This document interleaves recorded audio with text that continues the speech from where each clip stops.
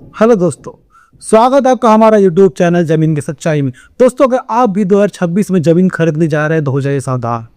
कहीं वो जमीन आपको बहुत ही बड़ा घाव न दे दे।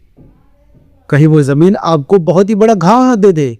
वो बवासीर बन जाएगी आपकी जमीन अगर आप कुछ चीज़ें अगर नहीं चेक करेंगे तो। ऐसी कौन सी चीज़ें हैं आज हम जानेंगे। आज का हमारा टॉपिक क्या है, ध्यान दीजिएगा। 2026 में जमीन खरीदने से पहले ये 7 कागज नहीं देखे तो पैसा डूब सकता है। लाखों रुपए डूब जाएगा अगर आप ये 7 चीजें चेक नहीं करेंगे तो। कौन कौन सी ऐसी चीजें हैं आगे हम जानेंगे। लेकिन उससे पहले अभी तक अगर आपने हमारी वीडियो को लाइक नहीं किया है, चैनल को सब्सक्राइब नहीं किया है तो वीडियो को लाइक कर दीजिए और चैनल को सब्सक्राइब कर दीजिए, क्योंकि ऐसा इंफॉर्मेशन आपको हमारे अलावा कोई नहीं देगा। आगे बढ़ते भाइयों, हमने हमेशा के दौरान कुछ क्वेश्चन दिख रखे हैं पहले से ही। अगर आपको इसके अलावा भी कुछ पूछना है, कुछ आपके सवालात हैं तो आप मुझे कमेंट बॉक्स में मैसेज कर सकते हैं, मैं आपको उसका जवाब जरूर दूंगा। आगे बढ़ते हैं, ध्यान दीजिएगा।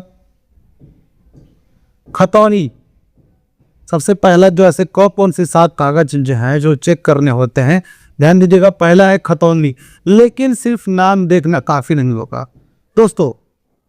आप अगर खतौनी से डॉक्यूमेंट सबसे पहले देखिए, सबसे खुले में तो खतौनी होता है और रजिस्ट्री पेपर जो कि मालिकाना हक उस पर होता नहीं है, क्योंकि वो सिर्फ रजिस्ट्री जो होती है और वो ज़मीन खरीदने का जरिया होता है। मालिकाना हक जो है जब तक खतौनी में नाम न चढ़ जाए तब तक नहीं मिलता, यानी कि राजस्व विभाग के रिकॉर्ड में नाम होना यानी खतौनी में नाम होना।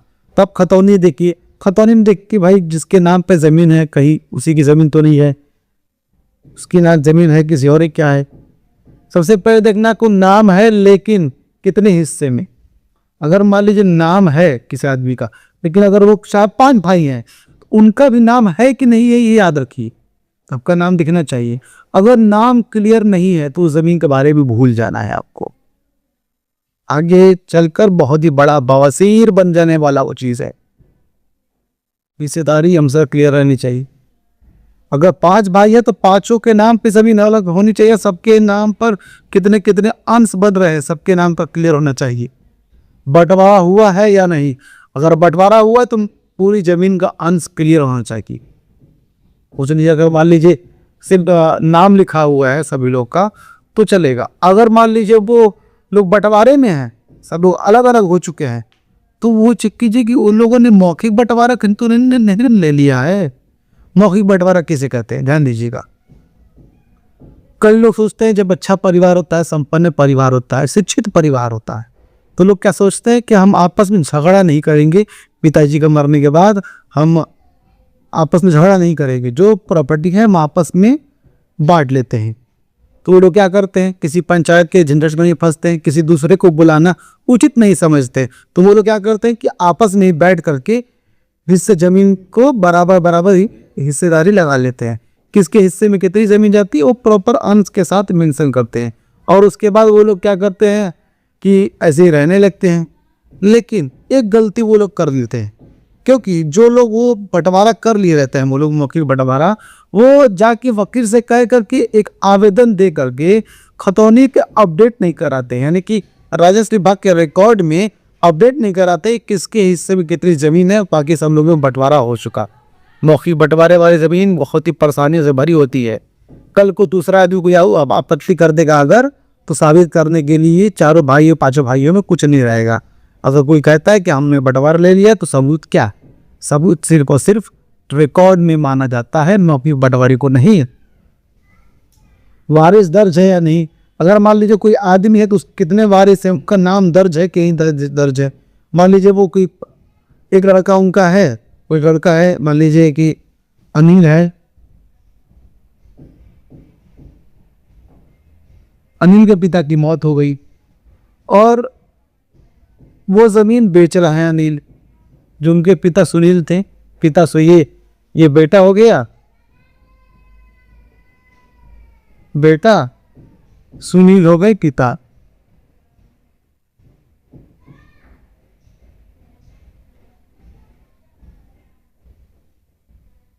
पिता की मृत्यु हो गई। पिता अगर मर जाते हैं तो अगर मान लीजिए सुनील जाते जमीन बेचने के लिए तो कैसे आप लेंगे। आप चेक जरूर करेंगे ना खतौनी में कि सुनील अगर बेचा है तो सुनील का नाम है कि नहीं है। भले उनके पिता मर गए, विरासत में नाम होना चाहिए, लेकिन होना चाहिए। वो कैसे पता चलेगा? जब तक सब डेथ सर्टिफिकेट बना करके अनिल जो अपने पिता सुनील का वकील के पास दिखा करके राजस्व विभाग में ऐड नहीं करवाएंगे, तब तक वो खतौनी में उनके बेटा का नाम जो है विरासत में नहीं जुड़ेगा।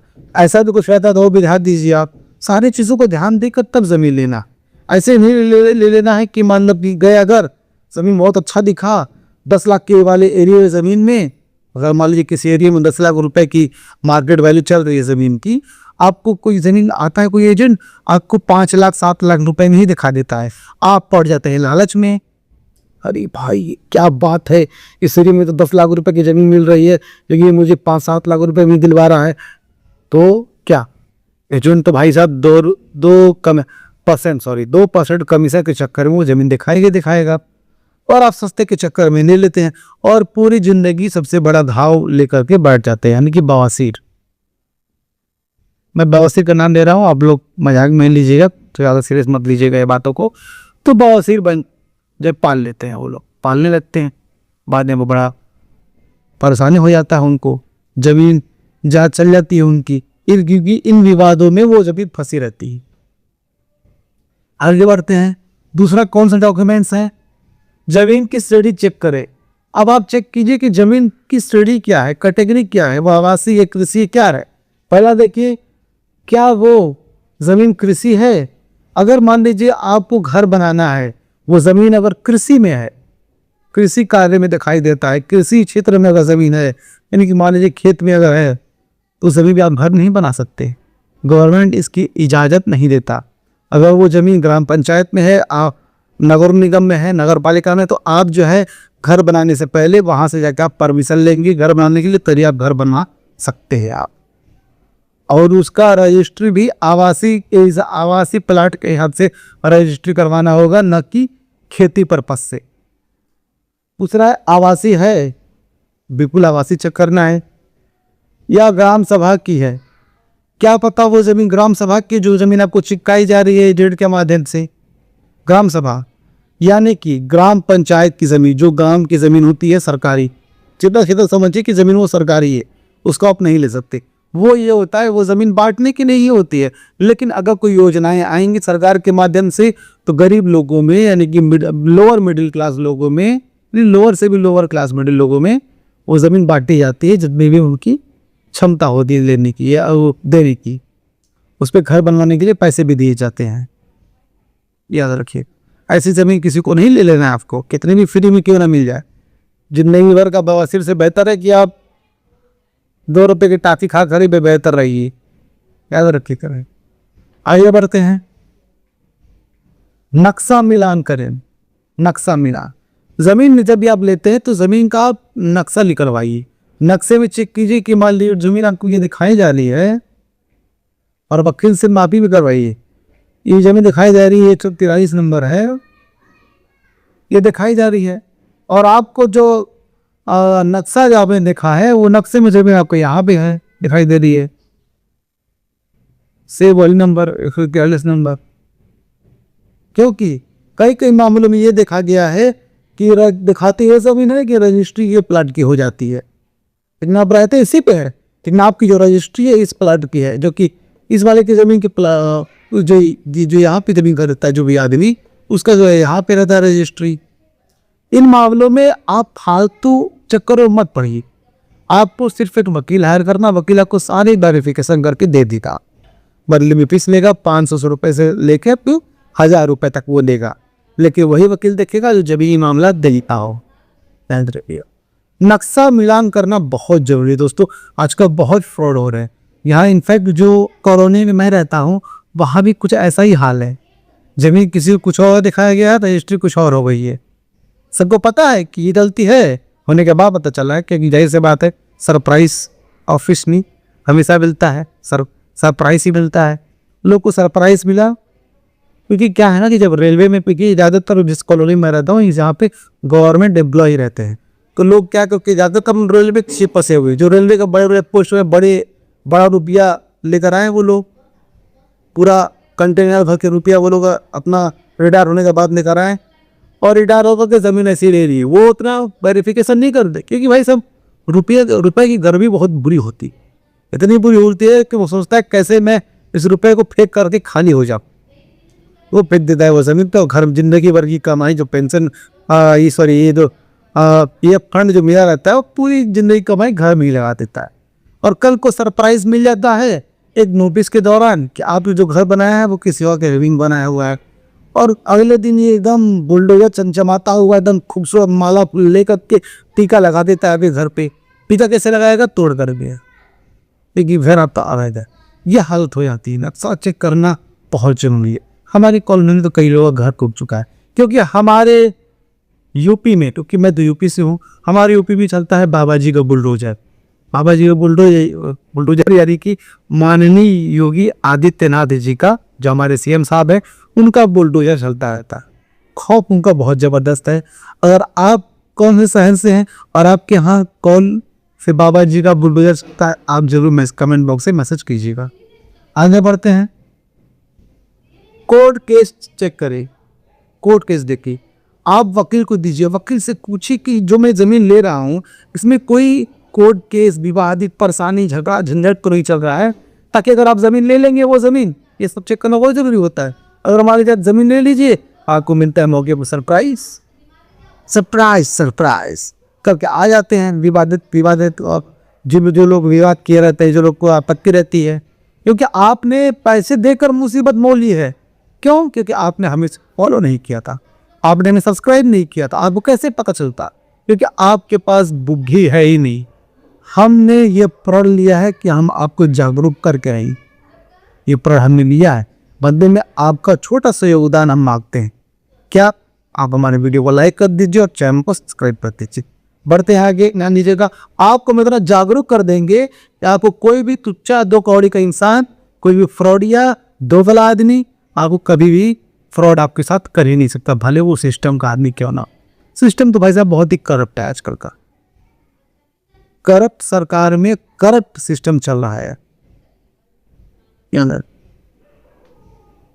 पैसे देकर के इधर की जमीन इधर बेची जाती है, उधर पट्टे की जमीन, सरकारी पट्टे की जमीन की जो है रजिस्ट्री करा दी जाती है लेखपाल को मिला कर। सोचिए इतना करप्ट सिस्टम है ये राजस्व विभाग का। सिस्टम तो बहुत सारे करप्ट है, लेकिन मैं जिस टॉपिक की बात कर रहा हूँ सिर्फ उसी टॉपिक की बात कर रहा हूँ। इतना करप्ट है। भाषा क्या है? रास्ता विवाद। अगर आप जमीन ले रहे हैं, ये अगर आप जमीन खरीद रहे हैं, यहाँ पे चारों तरफ घर जमीन बना है चारों तरफ, और अगर मौके पे यहाँ पे रास्ता नहीं दिखाई दे रहा है इस प्लॉट पे जाने के लिए, तो वो जमीन का कोई मतलब नहीं है। अगर लोग बोलते हैं कि नक्शे में रास्ता है और मौके पे नहीं दिख रहा है, तो याद रखिए जो मौके पे दिखता है वही होता है। आप कभी भी पेपर के भरोसे हर चीज नहीं रहना चाहिए कि पेपर नक्शे में जमीन पर रास्ता है, लेकिन अभी सब लोग आते जाते रहते हैं चारों तरफ। नहीं, ऐसे नहीं कहते। सामने भी दिखना चाहिए रास्ता, उसी जमीन पर आप हाथ लगाइएगा। कहीं भी एरू गैरू तुच्चे एजेंट के चक्कर में ना फंसाइएगा, आपके लाखों की कमाई डुबा सकता है वो एजेंट। आगे पिछला मालिक कौन था? और ये भी देखिए कि जो पिछला मालिक था वो जमीन बेचने का हकदार था भी कि नहीं, जो कि अभी जो भी करंट आपका मालिक है, ये सब खरीदने वाले हैं, उससे पिछला मालिक जो है उसको जमीन बेची थी तो सही से बेची थी कि नहीं बेची थी, वो मालिक था कि नहीं था, वो सारी चीजें आप चेक कराइए। वो चेक कर कौन बताएगा? आप एक वकील हायर कीजिए जो जमीनी मामला देखता हो, उसे अपने कागजात को, जो भी आप जमीन खरीद रहे हैं उसे खतौनी दे दीजिए उस जमीन का, और बोल दीजिए मुझे 2 फसली का, तकरीबन 2 फसली, याद रखिएगा 20 से 25 साल हो जाएगा वो, तकरीबन 2 फसली तक का वेरिफिकेशन कर दीजिए। वो सारी जन्म कुंडली निकाल देगा जमीन की और आपको बता देगा कि जमीन लेने लायक आपके लिए है कि नहीं, सुरक्षित है कि नहीं। आगे बढ़ते हैं। 7वां है स्थानीय जांच। 7वां और आखिरी सबसे बड़ा इम्पोर्टेंट चीज, सबसे आखिरी, स्थानीय जांच। जहां पे आप जमीन ले रहे हैं, अगल बगल लोग घर बना के रह रहे होंगे, आप जमीन लेने से पहले, रजिस्ट्री कराने से पहले आप जो है अगल बगल थोड़ा पूछताछ कीजिए, वेरिफिकेशन कीजिए। CID बन जाइए आप, उनसे पूछिए जमीन सही है कि नहीं सही है। एक आदमी झूठ बोलेगा, दूसरा आदमी झूठ बोलेगा, तीसरा नहीं बोलेगा, चौथा नहीं बोलेगा, पांचवा नहीं बोलेगा। तकरीबन 10 घर से आप पता कीजिए, और सब भी घरों में 2-2 घर 3-3 घर का गैप रखे जो है पूछिएगा, तब आपको पता चलेगा। तकरीबन 2-3 दिन आप गाँव घसीटिए, पूरा घूमिए फिरिए बाइक पे, एकदम पैदल घूमिए, साइकिल पे घूमिए, पता कीजिए। उसके बाद आप इस ज़मीन को लेने पे उतारू होइए, क्योंकि आपकी ज़िंदगी कमाई जो आपने खून पसीना बहा करके वो पैसे कमाए हैं, वो कोई भी दो कौड़ी का इंसान फ्रॉडिया आपसे छीन नहीं सकता। आपने बहुत मेहनत से पैसे कमाए हैं, ऐसे ही मत फेंकिए। अब आगे बढ़ते हैं दोस्तों, ध्यान दीजिएगा। अब आपको हम इसके हिसाब से इस अपनी सेफ एडवाइस क्या देना चाहेंगे, ध्यान दीजिएगा। सबसे ज़्यादा फाइलें तहसील में क्यों फंसती हैं? क्योंकि लोग अधूरी जांच करके रजिस्ट्री करा लेते हैं और बाद में सिस्टम को दोष देते हैं। सच्चाई ये है कि जानकारी नहीं है, इसीलिए नुकसान है। सोचिए, हमसे सिस्टम को ही नहीं बोलना चाहिए करा, कुछ अपनी भी बुद्धि इस्तेमाल कीजिए। आप ऐसे मत काम कीजिए। जमीन खरीदना बुरा नहीं है, लेकिन बिना जांच के खरीदना खतरनाक है। आज आपने 7 बातें जान ली। अब अगर आप सुरक्षित जमीन खरीदते हैं तो समझिए आपने लाखों रुपए बचा लिए।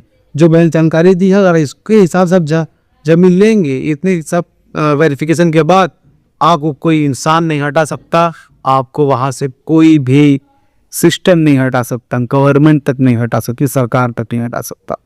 इस हिसाब से अगर आप चलेंगे तो दोस्तों, आपको हम यही कहना चाहेंगे कि अगर आपको ये वीडियो अच्छा लगा तो वीडियो को लाइक कीजिए, चैनल को सब्सक्राइब कीजिए और इस वीडियो को ज़्यादा से ज़्यादा लोगों तक शेयर कीजिए, ताकि उन लोगों तक ये वीडियो पहुंच सके जो लोग ज़मीन लेने वाले हैं। कौन कौन से कैसे कागजात हैं जो आपको वेरिफिकेशन करना होता है, जांच करना होता है ज़मीन लेने के लिए। और आगे कोई भी दिक्कत हो, कोई परेशानी हो, आप मुझे कमेंट बॉक्स में मैसेज जरूर कीजिएगा। आगे कोई दिक्कत भी रहेगा तो मैं आपको समाधान तक बताऊंगा उसका। ठीक है दोस्तों, बढ़ते अपने आखिरी लाइन की तरफ, फिर मिलेंगे किसी नए वीडियो में किसी नए टॉपिक की तरफ। तब तक हमें दीजिए इजाज़त। जय हिंद दोस्तों।